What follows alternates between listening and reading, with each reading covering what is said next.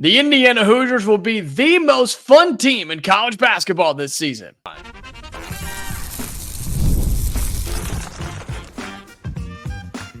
You are Locked On Hoosiers, your daily podcast on the Indiana Hoosiers. Part of the Locked On Podcast Network, your team every day.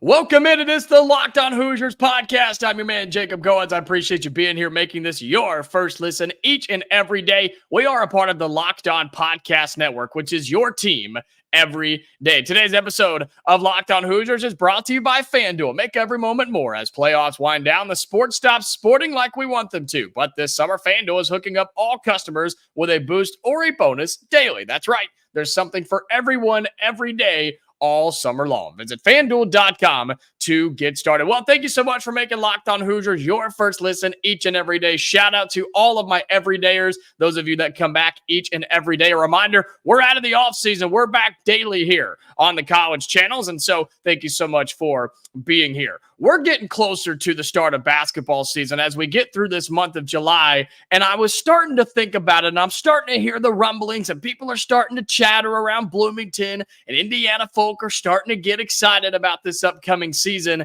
And man, I look up and down this roster, and this is going to be such a fun team to watch. Now, I know that we don't know how the season is going to play out. We don't know if this team is going to be remaining a top 25 team throughout the season. We don't know if they're going to make the NCAA tournament. We don't know if they're going to make a run in the Big Ten. We have no idea, right? I have a crystal ball, but I only use it for special occasions. We just don't know what this season's going to be, but it's impossible for this team to A, not be good, and B, to not be fun, okay? We're going to talk about that today. Plus, Kel'el Ware with the Miami Heat. He's got a ring already. He hadn't been in the NBA long, but he's already got himself a ring. We'll talk about that. Plus, is Indiana football getting disrespected in the Big Ten rankings? That's all coming up later here on the show.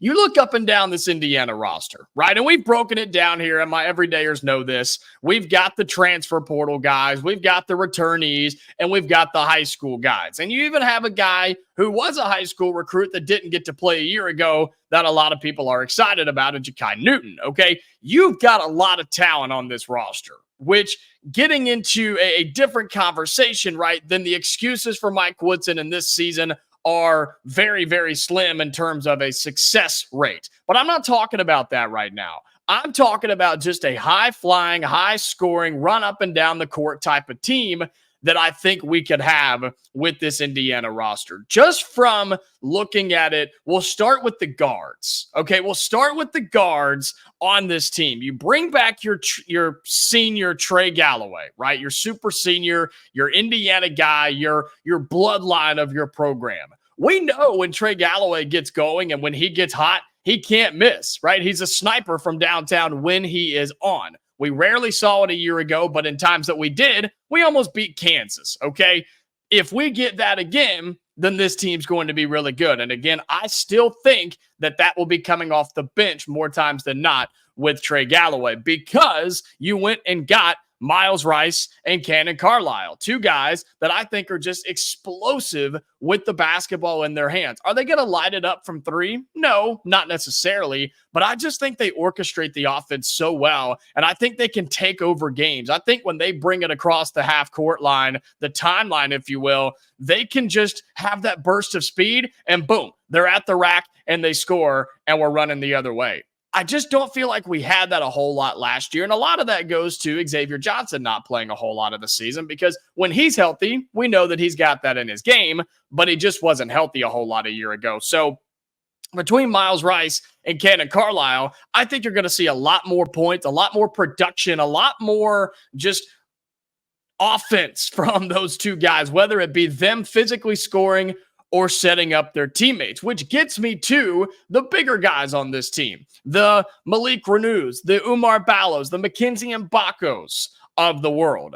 Between Rice and Carlyle, paired up with Reneau and Ballo, the pick and roll should be there almost every single time. And I yelled and screamed it on this show a year ago for anybody to do it with Malik, Reneau, and Kel'el Ware. Sometimes we would, and sometimes we wouldn't. But I think it's going to be there this year. And I think it's crucial to this offense. I really do. Because until somebody finds a way to stop a 7-footer from lobbing up and just throwing it down, keep doing it. Keep doing it with Ballo, and then go on the other side and do it with Malik Reneau. You're going to have options there, and I think you're going to have a high-flying team that's going to have a lot of dunks, a lot of alley-oops, a lot of fast breaks. And look, that's just fun basketball to watch. It really, really is. I think you're going to have those guys playing big-time roles on defense, getting big blocks, big steals, stopping possessions, outlet passes to your guys like Myles Rice and Kanaan Carlyle, who can orchestrate in the open floor. They can have a break with a 2-on-1, even a 1-on-1,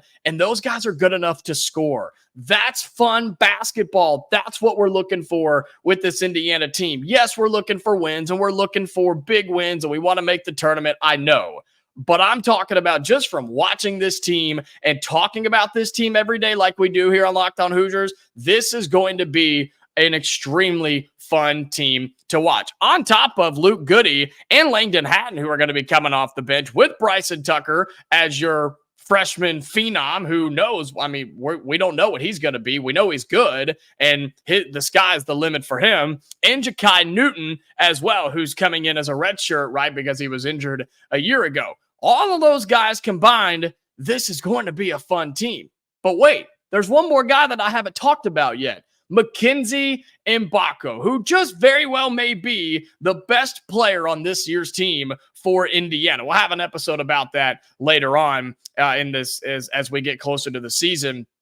But Mackenzie Mgbako, everybody continues to say he's just bound to take that next step. It's a given that he's going to leap and be the great player at Indiana. And if he does, watch out.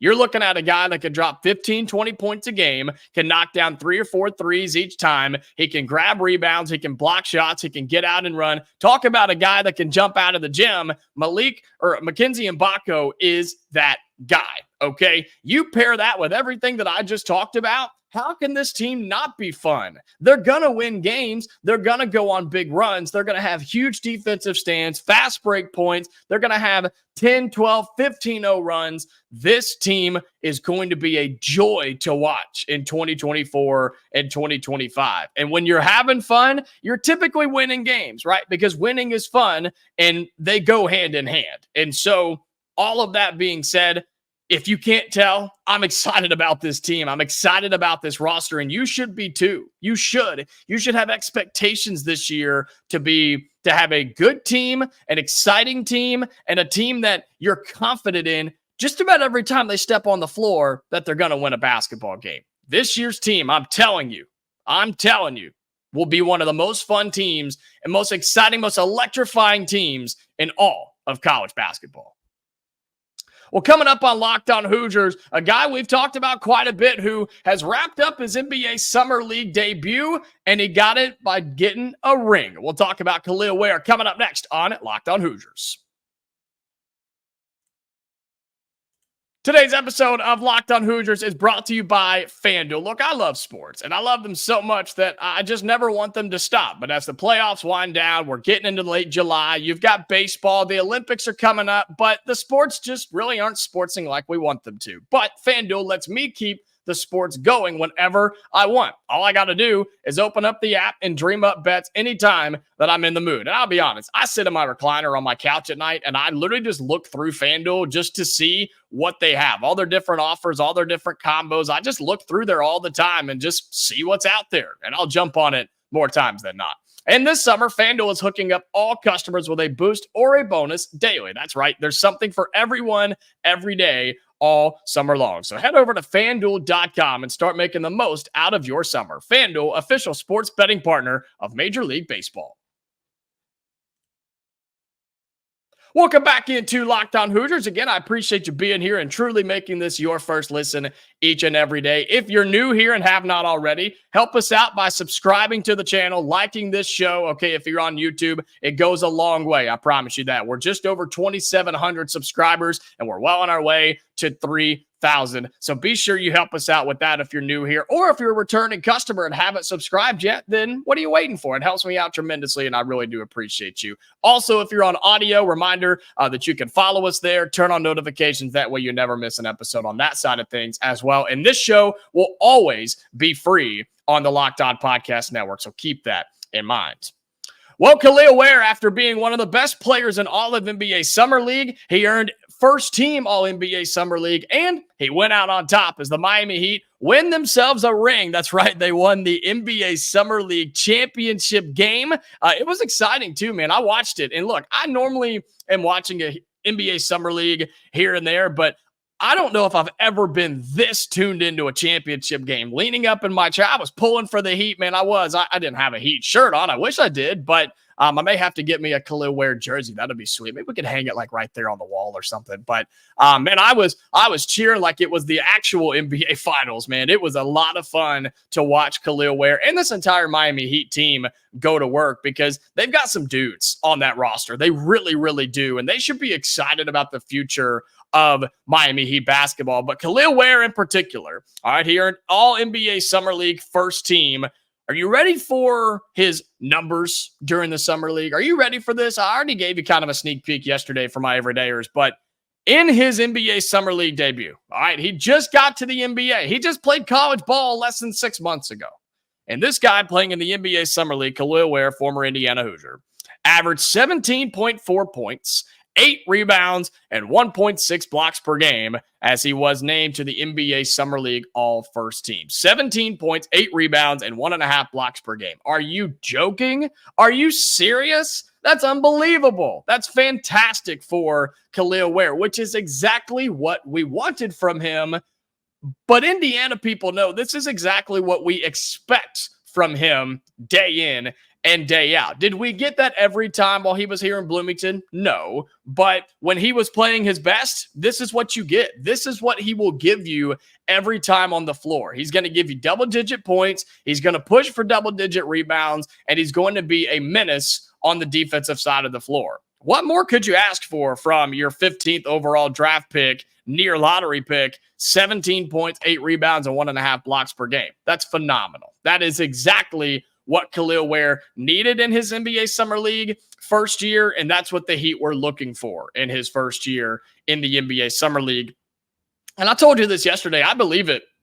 I think Kel'el Ware just solidified himself as the starting center for the Miami Heat. They're going to move Bam Adebayo up to the 4. They've got the guards to make it run and make it work. That's going to be a nasty team down in South Beach, okay? And Kel'el Ware is going to be a big part of that. I'm really, really excited for him to be a part of that.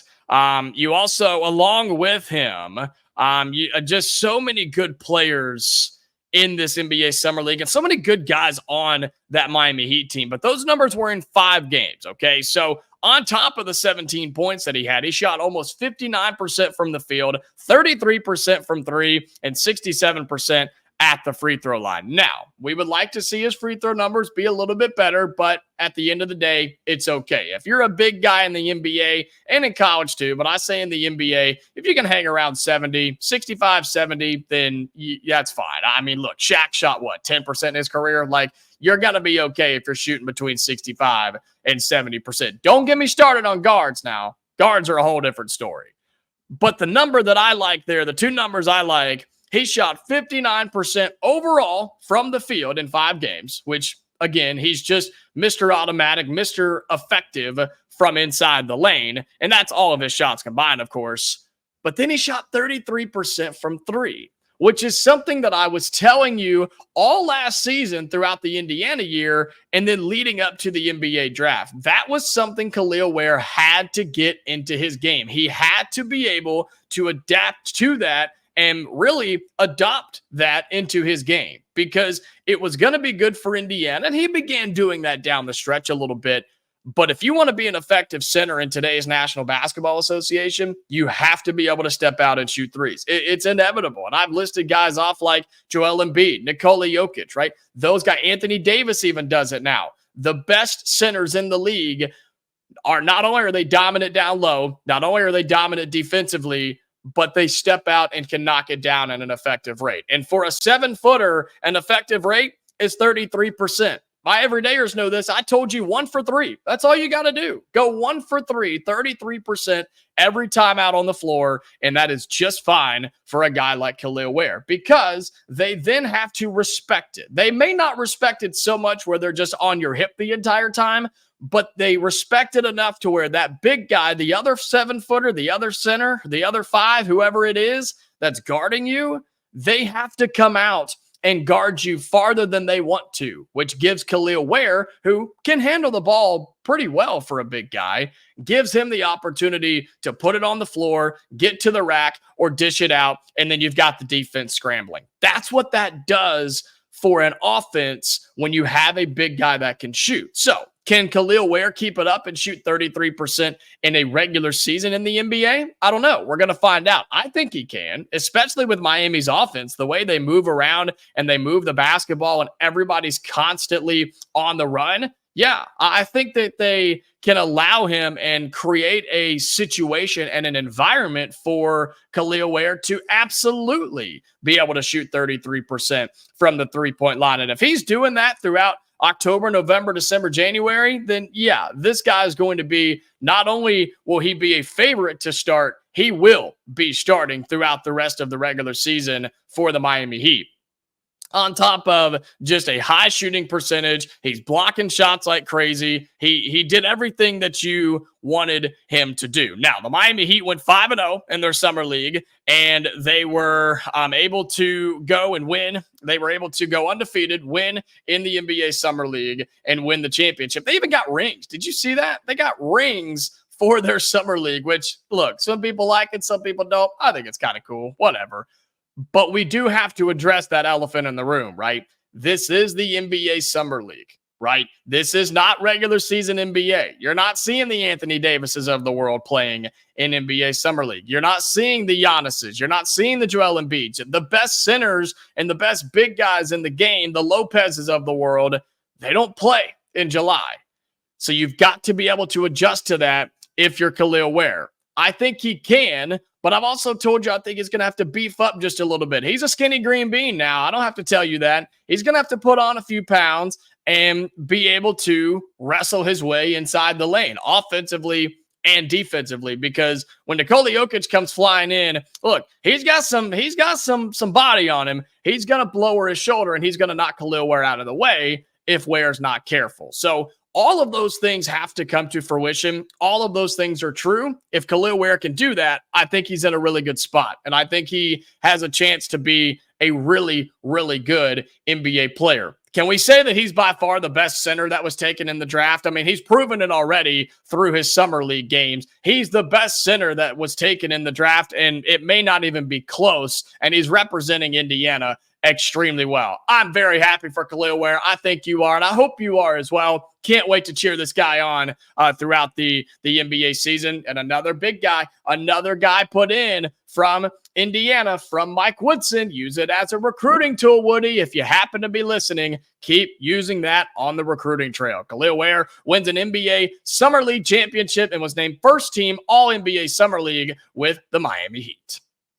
Well, coming up in our final segment on Locked On Hoosiers, going to look at a little football for a second, because the Hoosiers are way down in the preseason rankings inside the Big Ten. Is that too low where they put them? We'll talk about that next on Locked On Hoosiers. Final segment here on the show. Again, appreciate you being here and making this your first listen each and every day. Reminder, we are free and available wherever you get your podcast, whether you're on video or you're on the audio, thanks to the Locked On Podcast Network. So always keep that in mind. Indiana football with Curt Cignetti, first-year head coach for the Hoosiers. They were ranked 16th in the Big Ten preseason media poll. Now, this is all the media that gets together and comes together, and they submit their ballots, right? They submit their rankings, and Indiana was ranked 16th out of 18 in the Big Ten. Now, there's a few things that we need to break down here. It is totally understandable. It is totally understandable for most people outside of Bloomington, right? Outside of our circle, especially in the Big Ten, to look at Indiana and say, that's not going to be a good football team. That's not a good football program. It's a first-year head coach. The expectations are through the floor. That's understandable, right? We get that. It makes sense why they would think that way. But if you start to dive into this a little bit more and really start looking around the Big Ten a little bit, I think Indiana is better than 16. Do I think we're top 10? No, I don't. I don't believe that. But I do believe that we're getting a little disrespected in the preseason. And you know what? That's fine by me. It is. It's fine by me because I hope that Curt Cignetti can somehow, some way use this for motivation. I'm not saying print out the rankings and post them on the wall in the locker room. I'm not saying all that. That's some old school stuff, okay? But what I am saying is use this as a way to just work harder, be better, and maybe even like subconsciously use it. You know what I'm saying? Just knowing that your expectations are pretty much non-existent if you're Curt Cignetti. And I feel, unfortunately, I'll be honest, I'll tell you like it is here, I feel like a lot of you Indiana fans don't have a lot of expectations for the football program because we haven't had expectations in a long time in terms of having a good coach, good talent, and good support with the program. And so I'm hoping that all of that is going to change as we get into this Curt Cignetti era. And we've talked a lot about this here on Locked On Hoosiers, how things are changing on the back end for the good. There's more money, there's more support, there's more awareness. Like things are happening and going in the right direction for Curt Cignetti to be successful. But outside media doesn't really know that because they don't know a whole lot about Cignetti and they don't know or really care a whole lot about Indiana football, which again, that's fine. Gives us plenty of room to grow, which I think we can do in 2024. We were picked 16 out of 18. Northwestern and Purdue were the only ones ranked lower than Indiana. So if there is a small silver lining here, at least we were ranked above Purdue, right? At least we're above the Boilermakers, which is always something that we're looking to do. And Northwestern's going to be terrible. So I'm not super surprised by that one. But you start looking around the Big Ten, and the problem with this conference, even with the expansion that we just did, adding 4 new teams with UCLA, USC, Oregon, and Washington, the problem with the Big Ten football conference still remains. The top is really, really good. The 3 or 4 teams way up there at the top are extremely good. Ohio State, Michigan, Penn State, Oregon now, like those teams are threatening and flirting with the playoffs every single year, especially now with it expanded to 12 teams.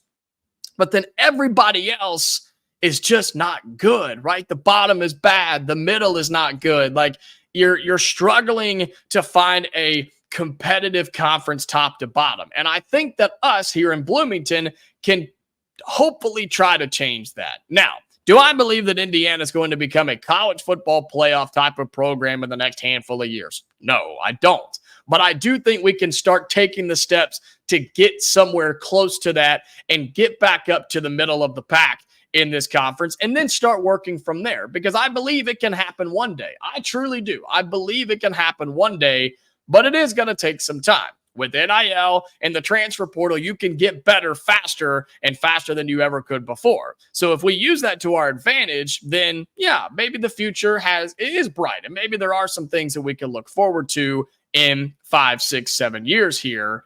We just got to get out of the basement. That's our big goal this year. Get out of the basement and become a competitor in this conference. Be a team that when we show up and we're on the schedule, it's, oh man, we got to play Indiana. That's going to be a tough game, right? Teams can still be confident and that's fine. Let them be. I just want them to be a little worried rather than what it's been in the past. And this is no news to you. It's like, oh, Indiana, cool. We're good to go because we've had bad coaches and not so great talent. I think that's changing. And if we can climb out of the basement a little bit and get into the middle of the pack, it's harder to do now than it's ever been because of 18 teams, right? There's more teams competing for the same spots, but you have a chance to just gain a little bit more respect. And so going into the season, being ranked at 16th by the media, I'm not surprised. I'm not shocked. And it really doesn't bother me. I just think we're going to be better than that. I think we are going to be a middle of the pack team this year for Indiana football. I got to go back and start looking at some win totals and make my predictions. We'll have that as we get closer to the season. I think we're less than 40 days now from the start of the football season. So we'll have that sort of an episode for you as we get closer. But I just think we're going to be a little better than people give us credit for. Not claiming a championship, not even claiming a bowl game. I'm just saying we're going to be better than people give us credit for. And if Curt Cignetti can do that, bring us out of the bottom a little bit, make us competitive, maybe beat somebody you're not supposed to, I think that's a successful season for Indiana football. Well, that's going to do it for today's episode of Locked On Hoosiers. Man, I appreciate you. I appreciate you so much. Thank you for being here. Thank you for making this your first listen each and every day. If you have not already, like this video, comment down below your thoughts on the Indiana basketball roster, Kel'el Ware. I mean, is he going to be MVP this year? Can we just go ahead and give him that in the NBA? I'm just kidding. Maybe. Or you can comment about Indiana football and your thoughts on the upcoming 2024 season. Be sure you like the video, subscribe to our channel on YouTube, okay? It helps us out a lot. We're growing like crazy over here, and I want you to be a part of that. For my audio listeners, do the same thing. Like, subscribe, do whatever you can on your audio platforms so you never miss a new episode of Locked On Hoosier. We will be back tomorrow. So until then, Hoosier fans, stay safe, and I'll talk to you later.